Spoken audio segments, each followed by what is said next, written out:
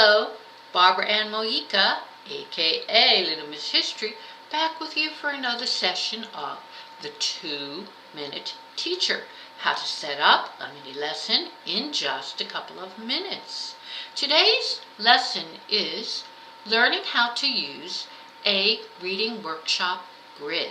And we are going to take this grid, place it in a notebook for reference that will help us to learn about, improve, and extend reading skills. The link to this grid worksheet will be in my Pinterest notes shown below. And here is what it looks like, Reading Workshop Grid. Now there are several boxes in this grid. It can be adapted to younger and older students. The teacher or parent will indicate to the child which of the skills you are working on at a particular time. That is why I say to save this in a notebook. Child will be referring to it constantly. And some of the skills that will be covered will be things like character maps, choosing a character and drawing that character for younger children, writing about that character for older ones.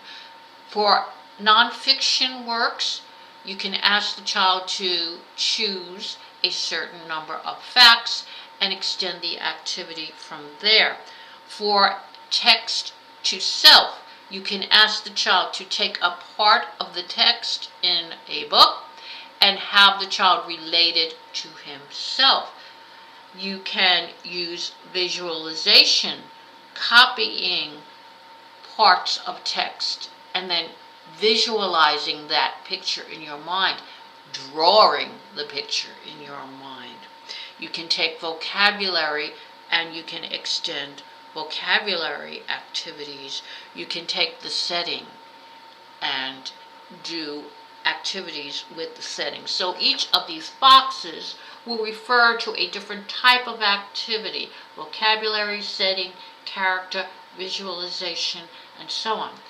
Depending on what you would like to work with and reinforce with the child in a particular book and reading workshop, you can choose that one and work on it.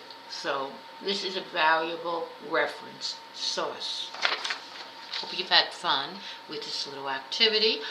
I will give you new teaching lessons every Friday, so please hit subscribe, and I will see you every Friday with a new activity in all different curriculum areas. And if you would like even more resources, you can refer to my website at www.littlemisshistory.com.